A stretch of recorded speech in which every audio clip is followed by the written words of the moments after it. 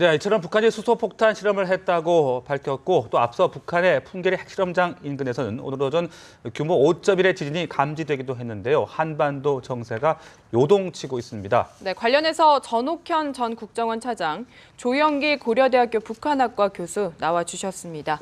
안녕하십니까? 네, 안녕하십니까? 안녕하세요. 자, 이 북한의 주장대로 만일 이 수소탄 실험 성공이 사실이라면 핵 국면, 새로운 국면에 접어든다라고 볼 수 있을 것 같은데요. 먼저 북한의 발표 내용 어떻게 보셨습니까?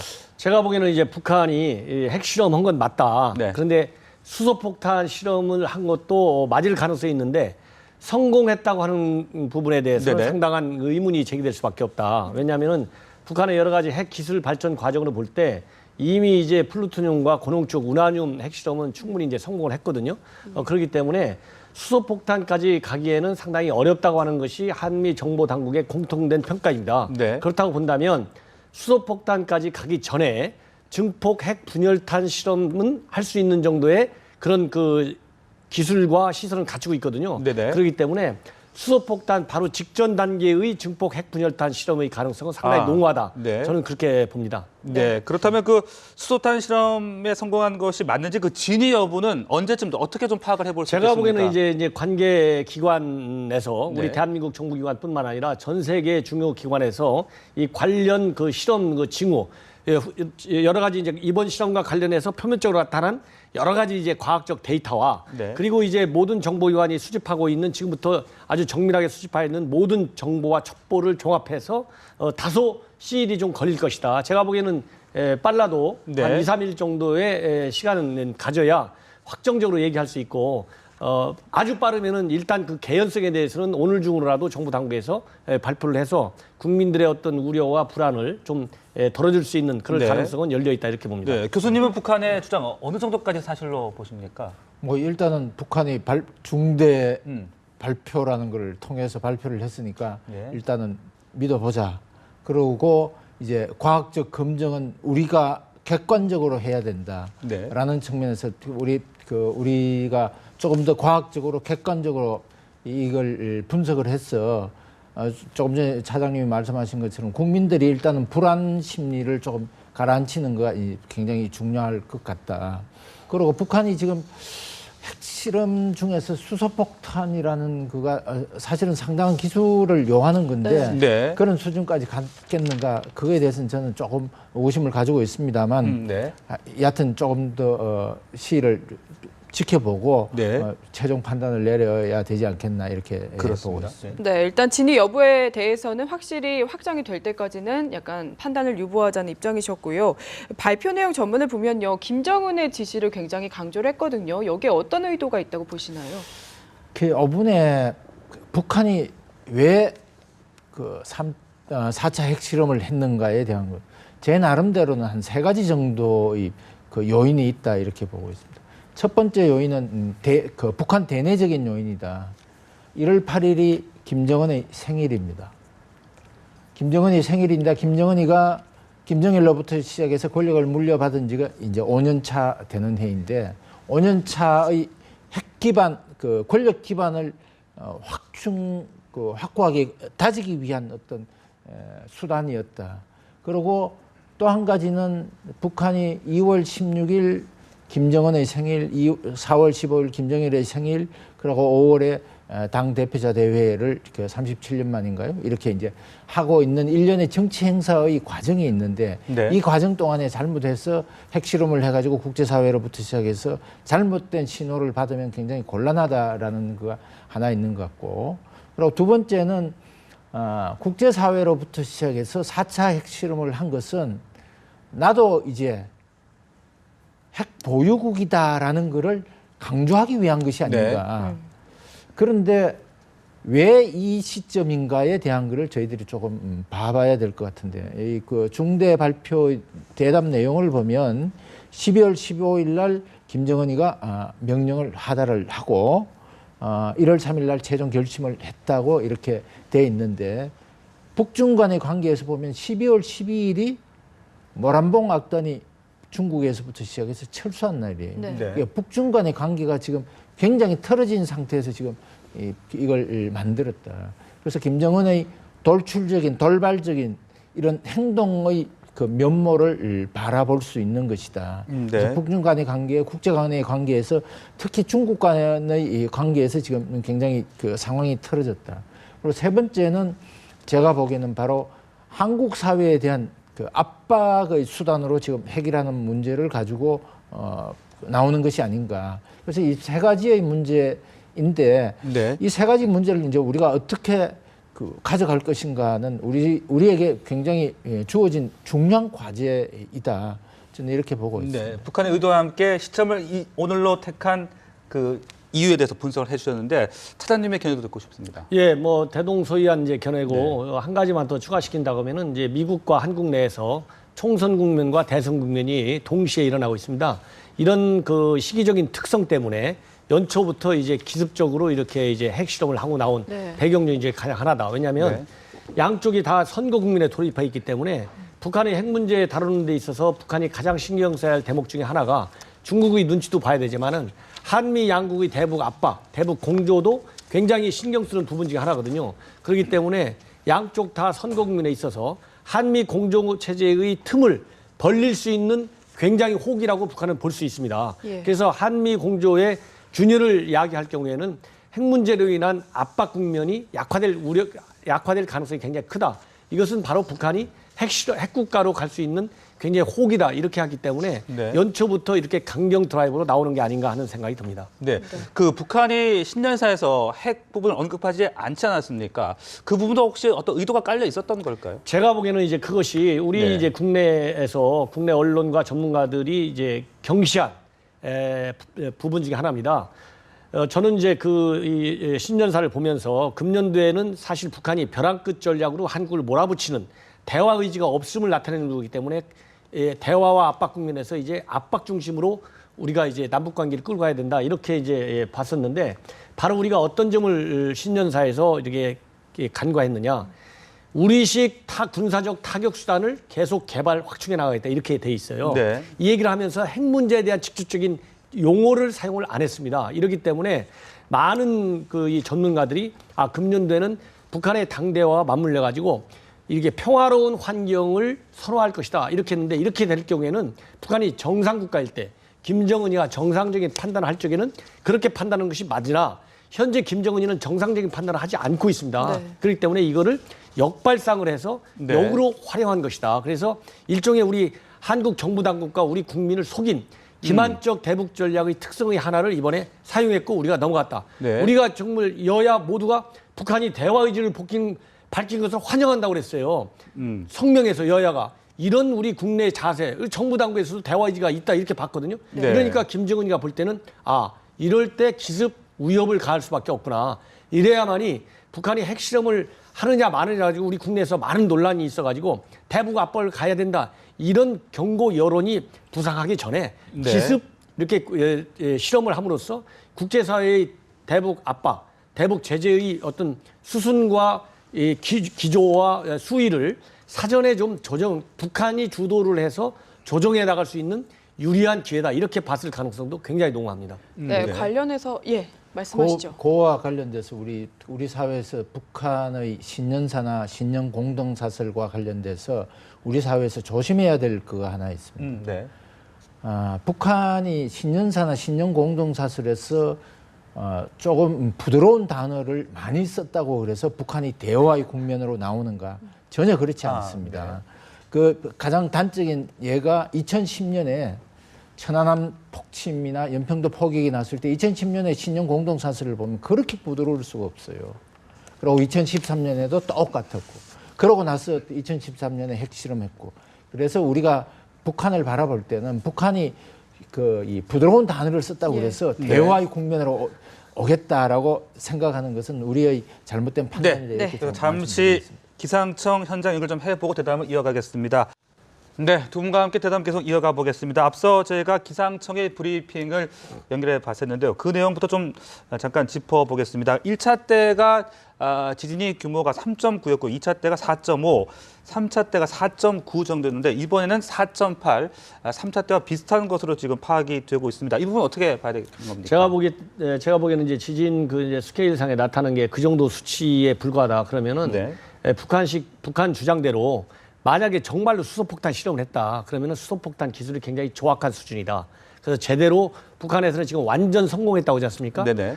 완전 성공은 아니고 그냥 어설프게 실험을 한 거에 불과하다. 이렇게 평가할 수밖에 없겠고 네. 지금 이제 기상청에서 발표한 걸 보면은 방사능 이제 수집을 하고 여러 가지 과학기술적인 이제 이 후속 분석을 하게 됩니다. 그렇겠죠, 네. 그 분석을 하게 되면 과연 수소탄인지 아니면은 증폭 핵 분열탄인지 아니면은 농축 우라늄 탄인지 이런 기술적 핵 원자탄의 기술적 특성이 분명하게 나타날 것이다. 지금 지나치게 예단해서 강조할 필요는 없다고 봅니다. 왜냐하면은 이 북한 핵실험이 나오면 우리가 정부가 대응을 하는 데 있어서 두 가지 어려움에 처합니다. 과연 어느 정도의 압박과 설득을 북한에 해서 추가적인 도발을 막을 것이냐.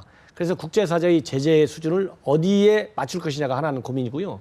두 번째 또 하나의 고민은 바로 한반도 안보 리스크입니다. 예. 이 안보 리스크가 우리 지금 현재 우리도 지금 이제 경제 이 회복을 빨리 시키는 게 큰 과제인데 이 국제의 이런 자본 내 그런 투기 위험의 대상 지역 중에 하나가 바로 한반도가 돼요. 이렇게 한반도에서 안보 위기가 고조되면 그래서 이렇게 경제 위기로 비화될 네. 잘못 지나치게 안보 위기가 안반도 위기가 과장돼 가지고 또 다른 어떤 경제 회복 국면에 그런 먹구름을 끼게 할 가능성을 사전에 차단하고 억제하는 이런 이중적인 조치를 취하는 것이 가장 중요하기 때문에 네. 이게 과연 수소폭탄이 아니냐 이런 거에 대해서는 정부 당국의 신중한 그런 분석과 발표를 기다려 보는 것이 저는 올바른 길이 아닌가 하는 생각이 듭니다. 네, 지금 관련 부처들이 말씀하신 대로 발빠르게 움직이고 있는 상황인데 뭐 수소폭탄 여부는 이제 한참 뒤에야 확인이 가능할 것 같고 어떤 제재들, 뭐 어떤 대책들이 지금 당장 필요하다고 보시나요? 이제 그 북한의 이번 4차 핵실험이 가져오는 영향에 대해서 이제 또 우리가 조금 봐봐야 될 것 같은데 일단은 그 4차 핵실험으로부터 시작해서 나오는 것이 제가 보기에는 그 북한이 국제사회로부터 시작해서 상당히 고립의 국면으로 갈 가능성이 굉장히 많다. 이 고립의 가능성에는 바로 국제사회로부터 시작해서 나오는 제재인데 왜 국제사회가 북한의 핵실험에 대해서 제재를 가하는가라는 것은 저희들이 이 NPT 체제에서 5개의 핵 보유국 이외 나머지 국가들은 핵을 보유하지 못하도록 하는 국제 규범을 지키는 것인데 국제 규범을 어겼기 때문에 지금 이런 제재의 조치로 갈 것이다. 네. 그리고 이런 제재로부터 시작해서 나타나는 현상이 북한에는 어떤 그가 올 것인가. 금년은 그 김정은의 신년사에서도 강조했던 것이 아마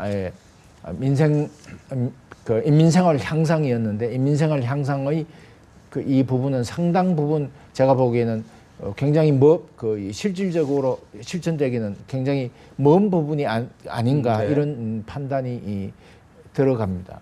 그래서 이제 이런 그 영향이 왔는데 어떻게 북한이 이런 거로부터 시작해서 탈피할 것인가에 대한 것은 한 5월 정도 당 대표자 대회가 끝나고 난 뒤에 북한의 김정은 체제가 어느 정도 안정이 되면 또다시 대화라는 카드를 들고 나올 가능성이 있다. 이때 대화에 대해서 우리가 어떻게 잘 적응하고 대응할 것인가에 대한 것도 지금부터 우리는 그 대응 수단이나 이런 거를 마련해 놓은 것이 해놓는 것이 지금부터는 굉장히 중요한 우리의 이 단기적 과제가 아닌가.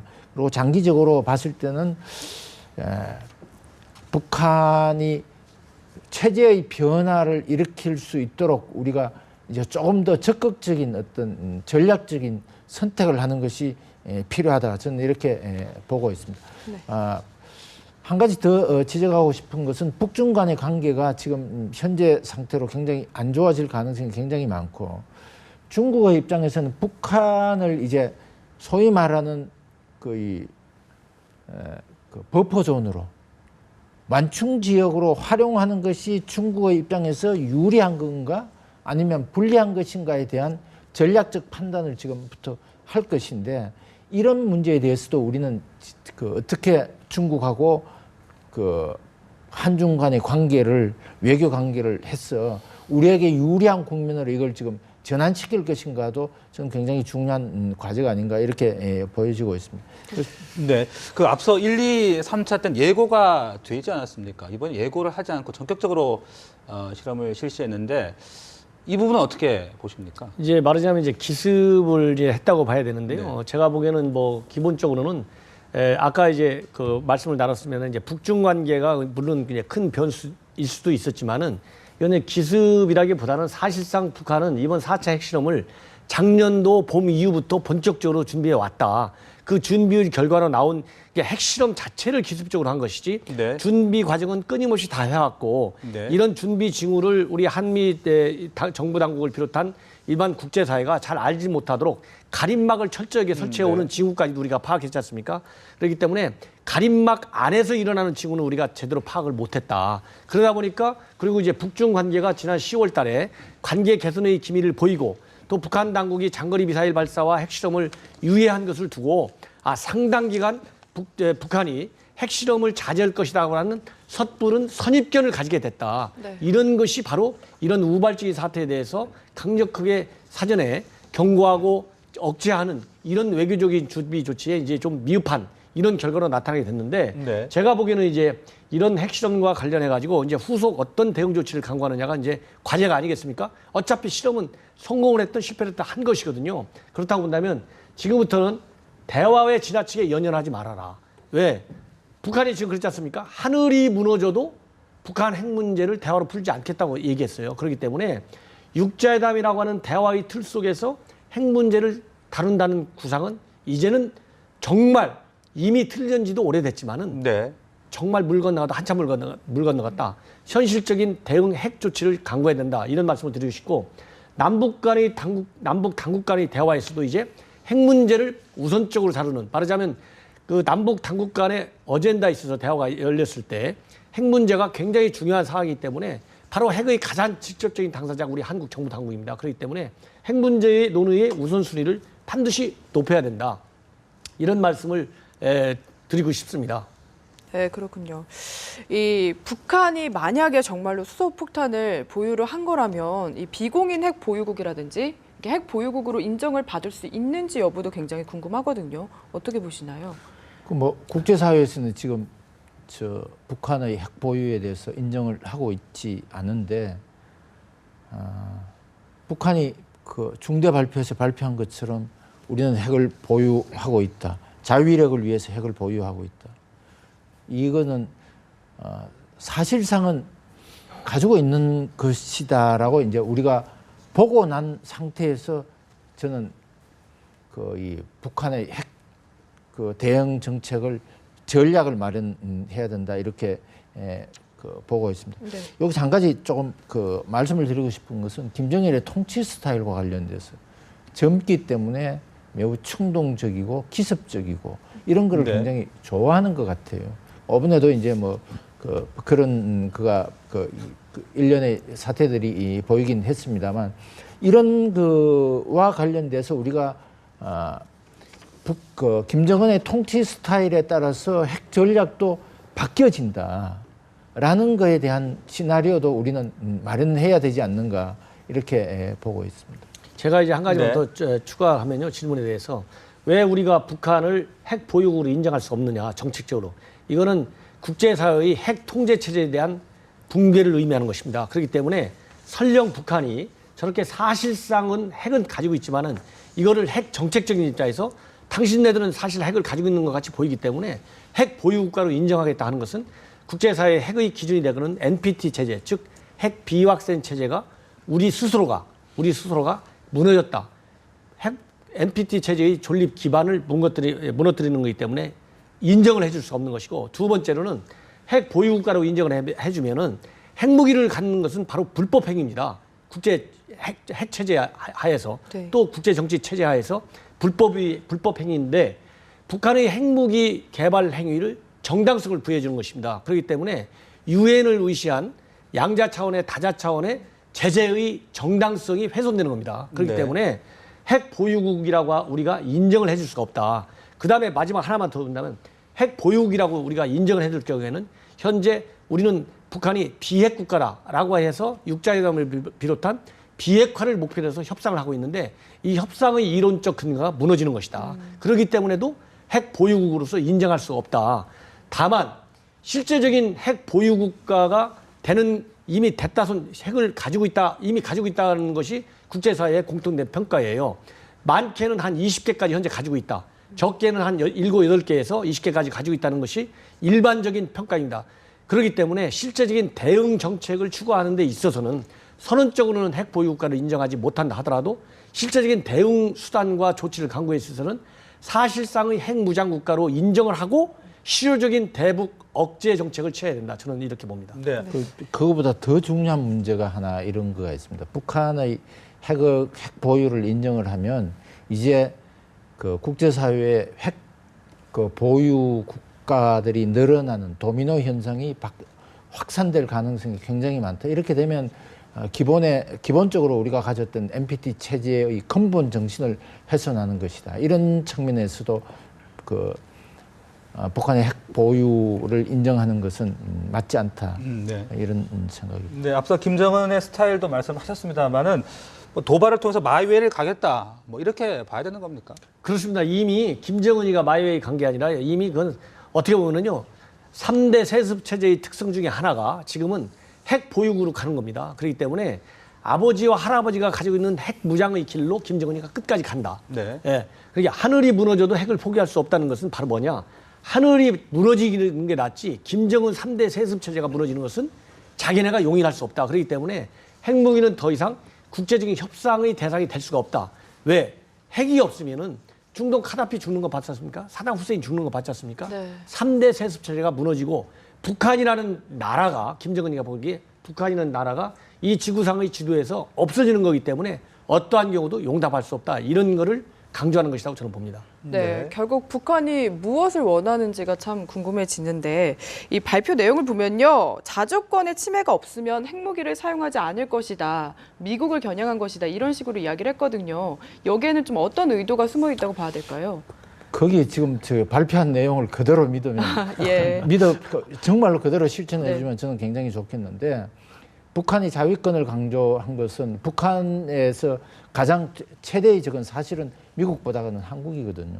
한국에 가장 큰 위협이 된다라는 인식에서 지금 우리가 북한의 4차 핵실험 문제도 바라봐야 되는 거고 이런 측면에서 봐야 되는 거고 북한이 왜 핵에 대해서 이렇게 집착을 하는가?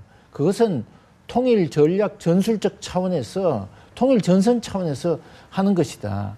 북한이 가지고 있는 통일의 방법은 군사력을 강화한 상태에서 한국을 흡수 통일하려고 그러는 것이다. 예. 이거에 대한 것을 우리가 조금 인식을 하는 거가 필요하고 네. 할 것 같고 네. 정말로 중요한 것은 이런 거예요. 북한이 98년에 강성대국이라는 것을 선포를 했을 때 그 강성대국의 중에서 사상강국, 군사강국, 경제강국인데 군사강국의 최고의 목표는 뭐였느냐? 바로 핵을 보유하는 것이었어요.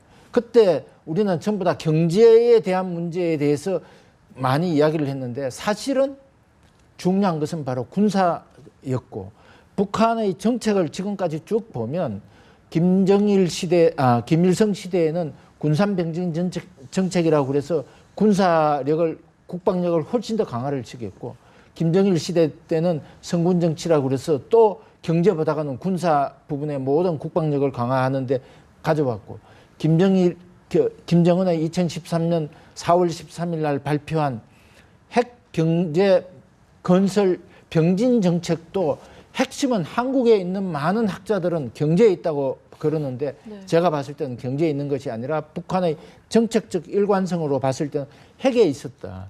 그렇기 때문에 이 핵이라는 것은 한반도를 통일하기 위한 중요한 수단이다. 그런데 여기서 이야기하고 있는 중요한 것은 늘 미국을 이야기하고 있는데 우리는 거기에 속으면 되지 않는다. 우리가 네. 북한 체제로 통일될 것인가 한국의 체제로 통일할 것인가에 대한 중요한 관림길이다. 이렇게 저는 말씀드리고 싶습니다. 네, 지금 뭐 여러 가지 관련 속보들이 전해지고 있는데 이 수소폭탄으로 보기에는 지진파 강도가 낮다. 지금 이런 분석들도 나오고 있습니다. 앞서 저희가 잠깐 이야기를 했습니다만은 이 북한의 주장을 그대로 믿어야 될지 믿어도 될지 또 이 진위 여부를 파악하기 위해서 좀 더 많은 분석이 필요하겠죠. 그렇죠. 이제 많은 분석이 필요하고 우리 네. 이제 그 교수님께서 좋은 말씀하셨는데 이 특히 선제 사용하지 않겠다. 그리고 기술 이전을 하지 않겠다. 마지막에 그걸 강조했어요. 이 말은 하겠다는 얘기입니다. 북한이 가능하면 기술 이전도 할 수 있다. 네. 필요하다면 선제 공격할 수 있다는 얘기를 반대로 얘기한 겁니다. 왜냐하면 북한은요 안 한다고 해갖고 하고 하는 경우가 많아요. 진지하게 남북대화 한다고 그러고 남북대화 대제로 한 적이 있습니까? 그런 것처럼 말을 액면 그대로 받아들이고 대응 조치를 구하면 백전백패다 이런 말씀을 네. 드리고 싶고 그렇게 먼저 핵무기를 사용하지 않겠다라고 강조한 이유는 바로 뭐냐? 한 두 가지 의도가 있습니다. 첫 번째, 핵무기를 먼저 사용할지도 모른다라고 하는 우려들이 국제사회에서 지금 이제 나오고 있어요. 특히 미국 내에서 우리 한국 내에서도 김정은이가 무슨 설마 핵무기를 쏘겠나 이런 얘기가 굉장히 많다가 최근에는 김정은이가 핵무기를 먼저 쓸 수 있다 이런 주장이 고개를 상당히 들고 있고 설득력을 갖고 있습니다. 미국에서도 김정은이가 선제 사용을 할 수 있다 이런 가능성을 염두에 두고 대응 조치를 강구해야 된다고 미국 내 저명 연구기관에 있는 학자들이 모아 그걸 정책집으로 만들어서 오바마 대통령한테 작년 봄에 건의까지 했습니다. 이렇기 네. 때문에 한국과 특히 미국 내에서 일어나고 있는 이런 북한의 선제 사용 가능성에 대해서 우려를 불식시켜 가지고 필요한 대응 조치가 강구되지 않도록 이렇게 막는 그런 역할을 하는 것이고 두 번째 이유는 바로 뭐냐? 90년대 초에 클린턴 행정부가 북한의 핵시설을 서지컬 스트라이크를 하자 이렇게 알려졌지 않습니까? 그러니까 이번에도 야 수소폭탄까지 한 걸 보니까 더 이상 북한을 용납할 수가 없다. 대화할 의지도 없고 육자회담에 들어올 의지도 없으니 차라리 수소폭탄 시설을 군사적으로 응징하자 이런 강경론이 또 나올 수가 있습니다. 또 우리 국내에서도 핵무기를 우리가 개발하자 또 전술 핵무기를 갖다 놓자 이런 대북 핵 강경론 등장할 가능성이 있어요. 이런 대북 핵 강경론의 특세를 막아보자 이런 전략적 의도가 깔려있기 때문에 마지막 판에 그거를 강조한 것이다. 저는 그런 말씀을 드리고 싶습니다. 네, 이 생각에 대해서 교수님의 의견도 궁금한데요. 저도 뭐 그 우리 차장님하고 생각이 비슷합니다. 이제 지금 북한이 그 우리 한국 사회에서 조금 저는 안타까운 거가 북한이 발표하면 그것을 그대로 액면 그대로 네. 받아들이려고 그러고 네. 우리가 발표하면 늘 비판적으로 이렇게 보려고 그러는데 사실은 반대가 돼야 되지 않는가. 북한이 발표하면 조금 이 뒤에 숨어 있는 저희가 무엇인지, 얘들이 앞으로의 행보가 무엇인지에 대한 거를 제대로 조금 보는 거가 필요할 것 같고, 그리고 한국 사회에서는 이런 큰 일이 일어났을 때 공론이 분열되는 것이 아니라 정부가 발표한 이런 내용들을 얼마나 좀 뭐라고 그럴까요? 합심해서 네. 단결된 마음으로 바라보면서 우리의 단합된 국민의 합심된 마음을 보여야만 북한이 저런 잘못된 행동들을 하지 않는다라는 측면이거든요. 그런 네. 측면에서 봤을 때는 북한이 지금 이거 발표한 내용들을 저도 중대 발표 내용을 TV를 통해서 봤는데 마지막 이 부분에 대한 거를 봤을 때 쟤들은 분명히 한국에 대한 위협이라는 단어를 사용하고 싶은데 그렇게 되면 큰일 나니까 미국이라는 국가를 사용을 한 거고 그렇습니다. 그리고 전체주의 국가 또는 독재 국가들이 가지고 있는 그는 가상의 적을 만들어요. 히틀러는 유태인이라는 가상의 적을 만들었고 북한은 가상의 적이 누구냐면 바로 미국이었습니다. 네. 그런 측면에서 봤을 때 한국은 바깥에 빼놓고 보고 있다라는 측면에서 북한의 발표 내용을 우리는 그대로 믿으면 굉장히 위험하다라는 걸 좀 말씀을 드리겠습니다. 네. 근데 우리 정부라든지 미국 등 국제사회 이제 보다 강력한 대북 제재 절차에 들어간다 이렇게 볼 수 있지 않겠습니까? 지금은 이제 분명하게 네. 이제 대북 제재가 지금 한둘이 아닙니다. 그렇죠. 제 기억에 현재 가동되고 있는 유엔 차원의 대북 제재는 한 5-6개가 돼요. 숫자가 많은 게 중요한 게 아니라 한 네. 가지 대북 제재를 제대로 취해야 된다. 그래서 지금과 같은 주로 경제 이런 무역 측면에서의 제재뿐만 아니라 네. 이제 철저한 금융 제재를 가해야 된다. 왜냐하면은 이런 원자폭탄을 이런 수소폭탄이 됐든 무슨 일반 플루토늄 탄이 됐든 간에 이런 핵 기술을 제조할 수 있는데 들을 수 있는 모든 가용 현금이 북한 내에 일체 들어가지 않도록 또 북한이 어떤 외화벌이를 통해서 그런 자금을 만들어낼 수 없도록 강력한 억제와 제재 조치가 있지 않고서는 네. 더 이상 이제 막을 방법이 없습니다. 그렇기 때문에 제 주장이 바로 뭐냐? 핵 전쟁을 억제하는 유일한 방법은 외교적 협상과 설득력이 아닙니다. 외교적 협상과 설득력이 아니고 왜 2차 대전 이후에 핵무기 전쟁이 안 일어나면 다 핵을 가지고 있어요. 네. 미국과 핵무기를 가지고 있는 공인된 5개 국가가 왜 핵전쟁이 안 일어나냐. 러시아와 미국 간에 과거에 수천 개의 핵무기를 갖고 있는데 왜 안 일어나냐. 핵으로 보복하기 때문에 안 일어납니다. 핵 공격의 보복력이 엄청 높기 때문에 그래서 안 일어나는 거기 때문에 이제 한국에서도 북한은 이렇게 타격을 선제 사용을 안 하겠다 이 말을 믿을 게 아니라 이제 설득을 통해서 할 게 아니라 반드시 한반도에 핵이 실존하는 핵이 없이는 북한이 언제라든지 핵무기를 사용할 수 있다. 이런 가설하에 이런 실제가 될 수 있는 그런 시나리오 하에 대응 정책을 강구하는 것이 이제 굉장히 시급해졌다. 이런 말씀을 드립니다. 언제든지 앞으로 네. 북한의 핵 위협에서 우리가 벗어날 수 없다. 이런 현재와 같은 정책을 계속 가지고 있는다면 그걸 강조하고 싶습니다. 사실 남북 관계가 오늘 이 핵실험이 있기 전까지는 진전된 국면이었는데 앞으로는 좀 어둡게 전망을 해볼 수 있을 것 같습니다. 교수님 먼저 어떻게 생각하십니까? 당연히 뭐 남북 관계가 네. 경색될 수밖에 없는 거고 사실은 그 북한이 가지고 있는 정책을 우리가 좀 면밀하게 이렇게 봐야 되는데 김정은의 그 경제 정책이라고 그럴까요? 그거는 핵 경제 무력 병진 발전인데 핵이라는 거는 국제사회로부터 고립을 자초하는 정책이고 경제는 국제사회로부터 시작해서 개방이나 개혁을 통해서 발전되는 정책이다. 그래서 두 개의 정책은 서로 상충되는 정책인데 북한이 뭐부터 먼저 가져갈 건가?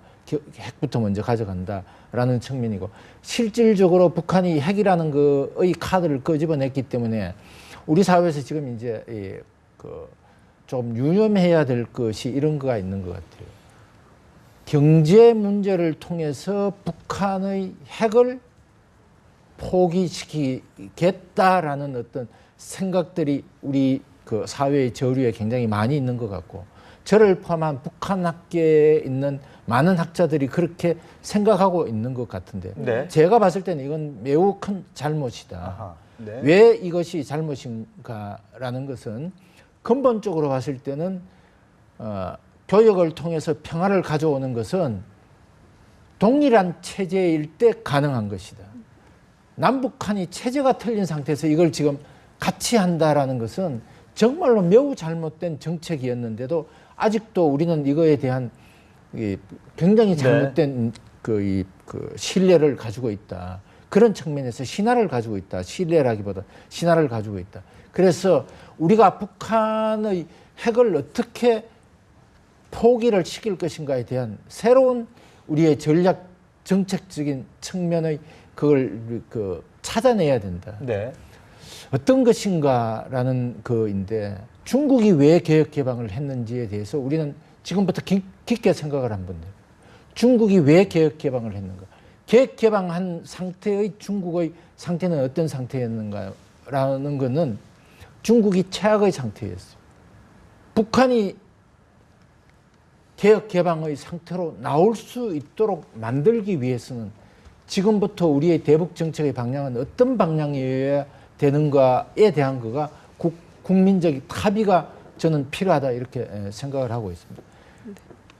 조금 전에 말씀드린 것처럼 네. 교역을 통해서 평화를 가져오겠다라는 것은 동일한 체제에서 가능한 것이지 동일한 체제가 아니면 불가능하다라는 것이 국민들이 인식하는 거가 저는 그 첫 번째의 그 핵심적 과제가 아닌가 네. 이렇게 생각이 되고 이 과제를 국민들이 조금 더 큰 힘을 모아서 할 수 있도록 정부나 관련 기관에 힘을 줘야 되는 거 아닌가 이렇게 네. 생각을 하고 경제적 해법으로 북핵 문제를 해결하기에는 무리가 있다. 저는 거의 불가능하다고 네. 봅니다. 그런 말씀이셨는데요. 예, 저도 우리 조 교수님하고 같은 생각이고요. 몇 가지만 추가하자면은 지금 현재 남북 간의 관계를 규율하는 가장 최근의 문서가 8.25 합의입니다. 네. 8.25 합의에서 이번 핵실험과 관련해서 우리가 짚어야 할 대목이 두 대목이 있습니다. 첫 번째 하나는 비정상적인 사태가 발생하는 한 확성기 방송을 안 한다고 돼 있어요. 그럼 이건 비정상적인 상황보다도 더 위중한 약속 위반이다. 네. 그렇기 때문에 바로 확성기 틀어라. 첫 번째 주의, 유엔 제재를 가동시키고 논의하기 전에 네. 확성기 방송을 바로 틀어야 됩니다. 첫 번째. 두 번째로는 마지막 항에 8.25 합의의 마지막 항에 남북 간 민간 교류를 증식시킨다고 돼 있어요. 과연 민간 교류 증진이 어떠한 효과를 가져오겠느냐.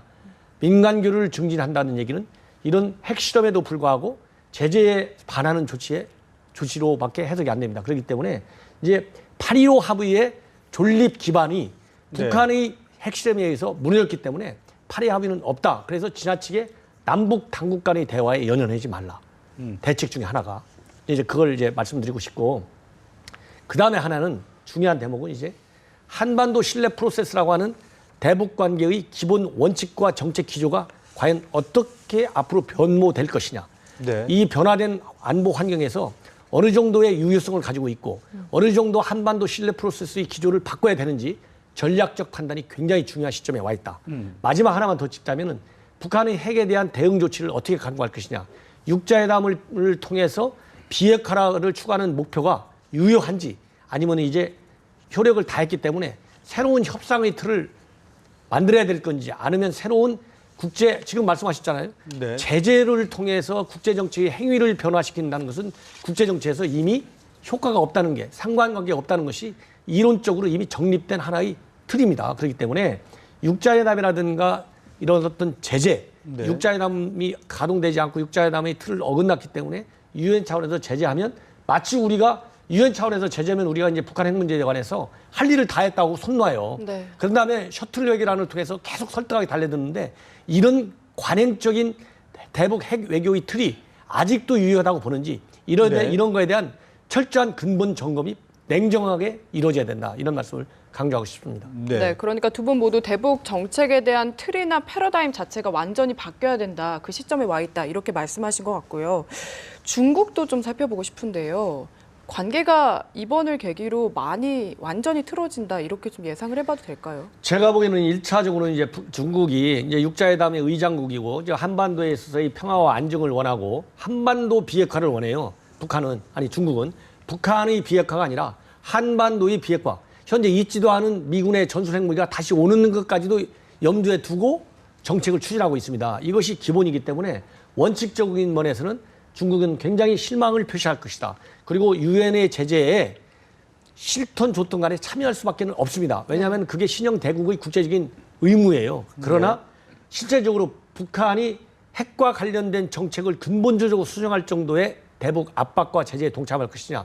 일시적으로는 동참하는 것 같이 보이지만은 결국은 이미 과거의 행태가 증명되지 않습니까? 1차, 2차, 3차 했을 때 다 제재를 했습니다. 중국이 다 동의를 했습니다. 그럼에도 불구하고 4차 핵실험실까지 가고 수소폭탄까지 개발한다고 지금 협박 공갈하고 있어요. 이런 북한의 행태를 중국이 제재에 참여했음에도 불구하고 못 막았습니다. 그러면 네. 이런 북한을 중국이 과연 계속 놓아줄 것이냐 말 것이냐인데, 제가 보기에는 미 중간의 세력 패권의 구도상 중국이 일시적으로 불만을 갖고 제재에는 강하겠으나 북한의 그런 전략적 가치가 상실되기까지 방기하지는 않을 것이다. 네. 결국은 북한은 대화를 통해서, 설득을 통해서 북한의 추가적인 핵 도발을 막는 데 치중하지, 제재를 통해서 끝까지 북한을 압살시키는 이런 작전으로는 장기적으로는 가지 않는다. 전술의 변화는 있을지언정 네. 전략의 변화는 없다. 북중 동맹 관계는 깨지지 않는다. 이렇게 말씀드리겠습니다. 네. 중국으로서는 북한을 버릴 수 없는 카드다. 그렇습니다. 이렇게 예. 더군다나 말씀하셨는데요. 지금 시점이 한미일 삼각 공조 체제가 복원되는 지금 아주 기가 막힌 상황에 와 있어요. 네. 중국 입장에서 보면 그러면은 중국이 이 틀을 깨야 됩니다. 그리고 북한도 이 틀을 깨야 돼요. 그런 측면에서도 이번에 핵실험을 강화했다. 그렇기 때문에 한미일 삼각 공조의 압박 수위를 낮추기 위해서는 중국도 북한의 도움이 필요합니다. 예. 네. 우리의 입장에서는 이제 그 북중 간의 관계에 대해서 우리는 어떻게 해야 되는가가 굉장히 중요한 과제인 것 같아요. 네. 북중 간의 관계에 상당히 많은 균열을 내야 되는데, 북중 간의 관계에 균열을 내야 되는데, 제가 봤을 때는 그 중국을 압박할 수 있는 카드가 두 가지가 있는 것 같아요. 첫 번째는 중국이 G2로서의 국제사회에서 기여를 하려고 그러면 이제는 국제사회의 규범을 지키지 않으면 안 된다라는, 그 국제사회의 규범을 지키는 첫 번째 그 중요한 카드가 바로 뭐냐면 NPT와 관련된 겁니다. 저희들이 이 NPT를 쉽게 보고 있는 것 같은데 NPT 체제가 굉장히 무력화되고 있는 거로 이렇게 생각하고 있는데 저는 그렇게 보지 않습니다. 왜냐하면 NPT의 그 5개의 핵 보유 국가들은 NPT의 핵을 보유하고 있다라는 그로부터 시작해서 상당한 권한을 가졌다. 그 큰 권한을 가진 거와 동시에 국제사회로부터 시작해서 엄청난 책임을 가지고 있는 것이다. 네. 그 책임 중에서 가장 큰 국가 중에 하나가 누구냐면 바로 중국이다. 중국이 조금 전에 말씀하신 것처럼 6자 회담국의 의장국이면서 또 하나 지금 북한의 세 번의 핵실험 동안에 북한에 대해서 국제사회가 상당히 많은 제재를 했는데 제재하는 데서 굉장히 많은 구멍이 어디에서 났느냐? 중국으로부터 시작해서 나왔다. 이거가 중국이 북한의 핵 능력을 지속적으로 강화시키는 요인이었다. 중국의.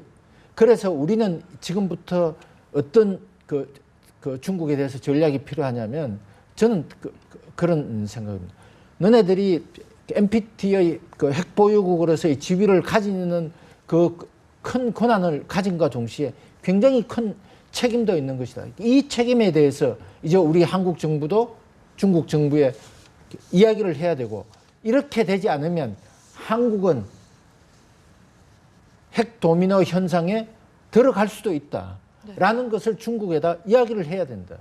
뭐 공개적으로 이야기를 하든지 아니면 외교적으로 비공개적으로 이야기를 하든지 그거는 국가의 전략적인 차원이겠습니다만 저는 이런 상태가 되지 않으면 북한의 핵 문제를 처리하는 데는 굉장히 어려운 문제가 발생될 수밖에 없다. 이렇게 보여지고 있고 네. 이 문제에 대해서 한국 정부가 저는 상당히 큰 용단을 가져야 된다고 저는 생각을 하고 있습니다. 네. 자, 지금까지 오늘 북한의 수소탄 실험과 관련해서 여러 가지 분석들 자세하게 이야기 나눠봤습니다. 두 분과 말씀 여기까지 듣겠습니다. 고맙습니다. 감사합니다. 감사합니다.